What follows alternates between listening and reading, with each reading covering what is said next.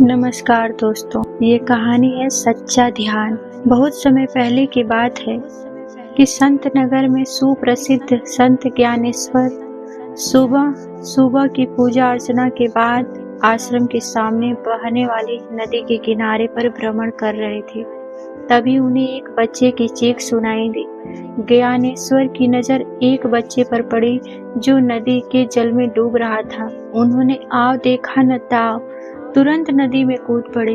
बच्चे को बचाकर जब वे नदी के जल से बाहर निकले तो उन्होंने देखा कि नदी के किनारे ठीक वहीं पर एक साधु ध्यान में मगन था जहां वह बच्चा डूब रहा था। ज्ञानेश्वर ने साधु को आवाज लगाई। साधु ने आंखें खोली और ज्ञानेश्वर को सामने देखकर तुरंत उन्हें प्रणाम किया। ज्ञानेश्वर ने उनसे पूछा, वत्स तुम क्या कर रहे हो? उसने तत्काल उत्तर दिया, मैं ध्यान लगा रहा था महाराज। ज्ञानेश्वर ने पूछा, क्या तुम्हारा ध्यान लगता है? साधु ने उत्तर दिया, महाराज ध्यान तो नहीं लगता, मन इधर उधर भटकने लगता है। ज्ञानेश्वर ने फिर पूछा, क्या तुम्हें इस बच्चे की चीख सुनाई नहीं दी थी? इस पर साधु ने जवाब दिया, महाराज सुनाई तो जरूर दी थी, पर ध्यान लगाने की कोशिश कर रहा था। साधु की बात सुनकर ज्ञानेश्वर मंद मंद मुस्कुराए। उन्होंने साधु को समझाया कि ध्यान लगाने में भला कैसे सफल हो सकते हो। ईश्वर ने तुम्हें किसी की सेवा करने का अवसर दिया और वही तुम्हारा प्रथम कर्तव्य भी था।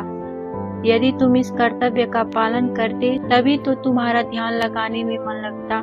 प्रभु का बनाया हुआ यह संसार उसका सुंदर खिलौना, इस सृष्टि का आनंद लेना चाहते हो तो सबसे पहले उसके संसार रूपी बगीचे को संभालना सीखो।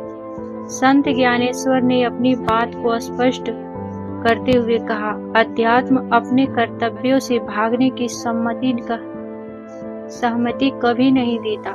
सत्य तो यह है कि कर्तव्य पालन ही व्यक्ति को अध्यात्म धारण करने योग्य बनाता है। ज्ञानेश्वर के ऐसे गंभीर वचनों को सुनकर साधु ने उनके पांव पकड़ लिए। वह बोला, महाराज आज आपने मेरे मानव जीवन का उद्देश्य बता दिया, मेरी संतुष्टि हो गई। दोस्तों, कहानी कैसी लगी कमेंट बॉक्स में जरूर बताएं और अगर आप हमारे चैनल पर नए हैं तो प्लीज लाइक सब्सक्राइब करना ना भूलें।